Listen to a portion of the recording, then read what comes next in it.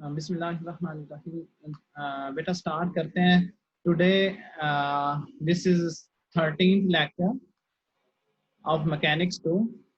Today we will start from the chapter number 2, and the topic that we will discuss today is rigid object in equilibrium, and then we will discuss about the center of gravity. तो सबसे पहले discuss करते हैं rigid object in equilibrium. कोई object जो rigid object है वो equilibrium में कब होगा, तो इक्विलिब्रियम का क्या मतलब है। Equilibrium means object moves with constant velocity and constant acceleration. In this chapter we will discuss equilibrium in static objects. यानी वो ऑब्जेक्ट जो मूव नहीं करता है, जो ऑब्जेक्ट मूव नहीं करता है, इट मींस कि उनकी ट्रांसलेशनल मोशन और रोटेशनल मोशन दोनों नहीं है। अगर उनकी ट्रांसलेशनल मोशन और रोटेशनल मोशन नहीं है, इट मीन्स के उनकी ट्रांसलेशनल वेलोसिटी और एंगुलर जो वेलोसिटी है वो जीरो के बराबर होगी, और इस सिचुएशन को हम कहते हैं कि ये स्टैटिक इक्विलिब्रियम है। चैप्टर 5 में हमने ये पढ़ा था कि जो कोई भी ऑब्जेक्ट इक्विलिब्रियम में है, अगर उसके ऊपर लगने वाली सारी की सारी फोर्सेस जीरो के बराबर हो, यानी net force is equal to zero, and the object moves with constant velocity. और दूसरी कंडीशन ये थी कि ऑब्जेक्ट जो है वो कांस्टेंट वेलोसिटी के साथ मूव करता हो। ठीक है। इन दिस चैप्टर, जो कि चैप्टर नंबर 12 है, इसमें हम ये भी कंसीडर करेंगे कि rotational velocity will also be discussed, and we will say that the rotational velocity will also be equal to zero. ठीक है। तो इसको समझने के लिए हम कंसीडर करते हैं कि एक रिजिड ऑब्जेक्ट है जिसके ऊपर एफ फोर्स लग रही है किसी पॉइंट पी के ऊपर। Consider a single force F is acting on a rigid object at point P, and the net torque on the rigid object causes it to undergo an angular acceleration. अगर angular acceleration produce हो रहा है, it means कि उसमें torque produce हो रहा है, तो टार्क की वैल्यू हमने पढ़ी है, टार्क किसके बराबर होता है, आर क्रॉस एफ। यानी आर क्या चीज थी, मोमेंट आर्म था, और एफ जो रिजिड ऑब्जेक्ट के ऊपर जो नेट फोर्स लग रही है वो था। तो अगर हम टोटल एक्सटर्नल टार्क की बात करें तो वो बराबर होता आई इंटू अल्फा। आई था मोमेंट आर्म, और अल्फा जो था, अल्फा क्या चीज थी, एंगुलर एक्सेलरेशन था। ठीक है। The situation in which the angular acceleration of a rigid object is zero, the object is said to be in rotational equilibrium. जैसे हमने चैप्टर नंबर 5 में जब पढ़ा था कि कोई ऑब्जेक्ट इक्विलिब्रियम में, ट्रांसलेशनल मोशन के केस में इक्विलिब्रियम में तब होता है जब उसकी ट्रांसलेशनल वेलोसिटी जो है वो जीरो के बराबर होती है, और उसके ऊपर जो जितनी भी फोर्सेस लग रही हैं वो उनका नेट जो है, नेट या उनका सम जो है वो जीरो के बराबर था, उनका वेक्टर सम। इसी तरह रोटेशनल मोशन में उनका एंगुलर एक्सेलरेशन भी जीरो के बराबर होना चाहिए। तो necessary conditions for the static equilibrium ये क्या है, ये दो कंडीशंस हैं। पहली कंडीशन क्या है, the net external force on the object must be equal to zero, यानी summation F external is equal to zero. This is our equation number 1। ये यहाँ पे जो एक्सटर्नल फोर्स की बात कर रहे हैं, अगर हम सिर्फ एक प्लेन की बात नहीं करेंगे तो हमें इस इक्वेशन का मतलब है summation F external is equal to zero. It means हमें 3 इक्वेशन सॉल्व करना पड़ेंगे। एक इक्वेशन अलोंग द एक्स, मतलब फोर्स का एक कंपोनेंट जो कि अलोंग हॉरिजॉन्टल एक्सिस होगा, मतलब एक्स एक्सिस होगा। एक इक्वेशन इसी तरह की बनेगी जो अलोंग वाई एक्सिस होगी, और third equation will be along the Z axis. तो ये कंडीशन 1 जो है ये हमें क्या बता रही है, condition 1 represents the translational equilibrium, यानी ये हमें ट्रांसलेशनल इक्विलिब्रियम के बारे में बता रही है। Translational acceleration of the objects centre of mass must be zero. Second condition क्या है, second necessary condition for the static equilibrium ये क्या है, the net external torque on the object about any axis must be zero, right? तो इसी तरह ये जो हम इसके लिए हम इक्वेशन लिखे गया है, summation tau is external is equal to zero. इस तरह हम अगर 3 एक्सिस के अलोंग बात करें, इसके कंपोनेंट्स की बात करें, तो हमें 3 डिफरेंट इक्वेशन सॉल्व करना पड़ेंगे। तो ये जो सेकंड कंडीशन है, सेकंड कंडीशन क्या रिप्रेजेंट कर रही है? Second condition 2 represents the rotational equilibrium. Rotational equilibrium का क्या मतलब है? That is angular acceleration about any axis must be equal to 0। Static equilibrium क्या चीज है? हम किसी भी ऑब्जेक्ट को कहते हैं कि वो स्टैटिक इक्विलिब्रियम में है। An object is said to be in static equilibrium if it is at rest with respect to the observer, yani VCM is equal to 0 and omega angular velocity should be equal to 0 from the vector expressions जो कि मैंने अभी आपको बताया, equation 1 summation f external was equal to 0 and equation 2 was summation tau external is equal to 0। अगर हम इन दो equations को कंसीडर करें, then we need to solve 6 equations corresponding to x, y and z axis। Here we restrict our attention। यहाँ पे हम सिर्फ एक प्लेन की बात करेंगे। हम कहेंगे जितनी भी फोर्सेस लग रही हैं वो एक ही प्लेन में लग रही है, यानी हम कोप्लेनर फोर्सेस की बात करेंगे। तो क्या होगा, हमें ये 6 इक्वेशन सॉल्व नहीं करना पड़ेगी, बल्कि हमारा गुजारा 3 इक्वेशन से ही हो जाएगा। In this situation we must deal with only 3 scalar quantities, that is 2 from the forces in xy plane and the third from the torque that is perpendicular to the plane।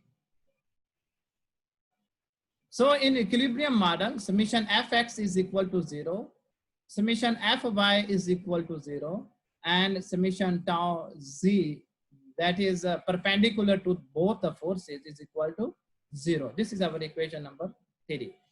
तो यहाँ से हमें पता चला कि स्टैटिक इक्विलिब्रियम के लिए necessary conditions क्या हैं। नेसेसरी कंडीशंस ये हैं कि summation fx is equal to 0, summation fy is equal to 0 and summation tau z is equal to 0। तो नेक्स्ट हमारा टॉपिक है centre of gravity. Centre of gravity हमने पिछली क्लासेस में पढ़ा हुआ है कि सेंटर ऑफ ग्रेविटी क्या चीज होती है। हम कहते हैं किसी रिजिड ऑब्जेक्ट के अंदर जिस पॉइंट पे उस ऑब्जेक्ट का सारा मैस कंसंट्रेट कर रहा हो, हम उस पॉइंट को कह देते हैं उसका सेंटर ऑफ ग्रेविटी है। ठीक है, एक बात। दूसरी बात ये कि अगर मैस जो है किसी रिजिड ऑब्जेक्ट में मैस यूनिफॉर्मली डिस्ट्रीब्यूटेड अगर मैस यूनिफॉर्मली डिस्ट्रीब्यूटेड हो, तो हम कहते हैं कि उसका जो सेंटर ऑफ ग्रेविटी है वो वही होगा जो उसका सेंटर ऑफ मैस है। ये बात भी हम डिस्कस कर चुके हैं चैप्टर नंबर 9 में कि सेंटर ऑफ मैस किसी रिजिड ऑब्जेक्ट का जिसमें मैस इक्वली डिस्ट्रीब्यूटेड हो, उसका जो सेंटर ऑफ मैस है वो वही होता है जो उसका ज्योमेट्रिकल सेंटर होता है या ग्राफिकल सेंटर हम कह देते हैं। हम उस ऑब्जेक्ट के ऊपर ऐसे क्रॉस लाइनें 3-4 लगाएं जहां जिस पॉइंट पे वो इंटरसेक्ट करती है, हम कहते हैं यही इसका सेंटर ऑफ मैस है, और अब हम कह रहे हैं वही उसका सेंटर ऑफ ग्रेविटी भी होगा। The point in the rigid object where the gravitational force is acting called its center of gravity। अब ये है कि हम फाइंड कैसे करेंगे centre of gravity. if g, that is gravitational acceleration, is uniform over the object, the center of gravity of the object coincides with its center of mass। let the object is composed of a large number of particles। हम ये rigid object ले रहे हैं जो कि एक plane के अंदर रखा हुआ है। ठीक है, तो इस ऑब्जेक्ट को हमने लार्ज नंबर ऑफ पार्टिकल्स में डिवाइड कर लिया जिसका mess m1, m2, m2, m3 and so on हो सकता है। और इस हर एक पॉइंट, हर एक पार्टिकल पे भी ग्रेविटेशनल फोर्स लग रही होगी। अगर हर एक पॉइंट के ऊपर ग्रेविटेशनल फोर्स लग रही है तो इसका मतलब है कि इस हर पार्टिकल का एक्सेलरेशन ग्रेविटेशनल एक्सेलरेशन होगा। ठीक है, तो हम अगर इसका सेंटर ऑफ ग्रेविटी फाइंड करना चाहेंगे तो वो कैसे फाइंड करेंगे? मतलब हम सारी फोर्सेस को ऐड अप कर लेंगे। सारी फोर्सेस को जब हम ऐड करेंगे तो हमारे पास उसका सेंटर ऑफ ग्रेविटी या सेंटर ऑफ मैस आ जाएगा। हम ऐड कैसे करते हैं? हम 9th चैप्टर में पढ़ चुके हैं कि सेंटर ऑफ मैस फाइंड कैसे करते हैं। Centre of mass xcm was equal to m1 x1 plus m2 x2 plus m3 x3 and so on divided by its total mass total mass of the object, यानी sum of the masses of the individual particles. ये हम करेंगे तो इसे हम summation की form में ऐसे लिख सकते हैं, summation I is equal to mi xi divided by total mass. ठीक है, mass of the ith particle. ठीक है, सिमिलरली YCM y component हम कैसे फाइंड करेंगे, YCM is equal to m1 y1 plus m2 y2 plus m3 y3 plus so on divided by m1 plus m2 plus m3. ये formula हम पढ़ चुके हैं चैप्टर नंबर 9 में. इसको हम समीशन की फॉर्म में इस तरह लिख सकते हैं. Now gravity due to each particle, हर पार्टिकल की वजह से जो ग्रेविटेशनल पार्टिकल के ऊपर जो फोर्स लग रही है वो हम देखते हैं. Each particle contributes a torque about an axis through the origin equal in magnitude to the particle's weight. यानी एक्सटर्नल फोर्स हर पार्टिकल के ऊपर उसका मैस ही है, ठीक है, जिसकी वजह से टॉर्क प्रोड्यूस होता है, मल्टीप्लाइड यानी ये weight multiplied by its moment arm. This will give us the torque. ठीक है, the magnitude of torque will be equal to MIGI into XI. ठीक है, तो इसके एक एग्जांपल देखते हैं. एग्जांपल क्या है, the magnitude of the torque due to force M1 G1, जो पार्टिकल 1 के ऊपर फोर्स लग रही है, is M1 G1 X1, where G1 is the value of gravitational acceleration, M1 mass of particle 1, X1 क्या चीज थी, मोमेंट आर्म था. मोमेंट आर्म मतलब एक्सिस ऑफ रोटेशन से उस पार्टिकल का जो डिस्टेंस था वो था. फॉर होल ऑब्जेक्ट, हम पूरे ऑब्जेक्ट की बात करें अगर सेंटर ऑफ ग्रेविटी की, तो FCG जो होगी सेंटर ऑफ ग्रेविटी की वाली जो फोर्स होगी वो बराबर होगी MGG के साथ सबस्क्रिप्ट में CG लिखा हुआ है, इसका मतलब है centre of gravity. Where M is equal to M1 plus M2 plus M3 plus so on. इसी तरह GCG का क्या मतलब है, acceleration due to gravity at centre of gravity. And torque की वैल्यू हमारे पास आ जाएगी मैग्नीट्यूड, टार्क की मैग्नीट्यूड की, तो ये बराबर आ जाएगा MCG मल्टीप्लाइड बाय XCG. इसको समीशन की फॉर्म में भी लिखा जा सकता है, राइट. तो सेंटर ऑफ ग्रेविटी के बारे में ये है कि if we assume that G is uniform over the object, the G factor यानी centre of gravitational acceleration cancel, मतलब कुछ फैक्टर एक दूसरे के साथ कैंसल आउट हो जाएंगे, and we obtain XCG centre of gravity किसके बराबर आ जाएगी, M1 X1 plus M2 X2 plus M3 X3 plus so on divided by M1 plus M2 plus M3. ये बच्चे ऐसे ही है जैसे हमने सेंटर ऑफ मास के लिए फार्मूला लिखा था. It means that centre of gravity is located at the centre of mass. ठीक है, नेक्स्ट एक और एग्जांपल हम लेते हैं, example of rigid object in static equilibrium. ठीक है, इसमें ऐसे है कि एक बॉटल है, बॉटल को एक स्पोर्ट के साथ हैंग किया हुआ है. अगर हम ये कहें कि ये बॉटल यहाँ पे स्टैटिक इक्विलिब्रियम में रहेगी, तो उसके लिए क्या कंडीशन है, उसके लिए कंडीशन ये है कि जो सेंटर ऑफ मास है that should just lie over the centre of gravity. Let's discuss. One bottle holder in static equilibrium, if the conditions for static equilibrium hold, static equilibrium की conditions क्या थी, condition 1 जो थी वो ये थी कि net external force must be 0.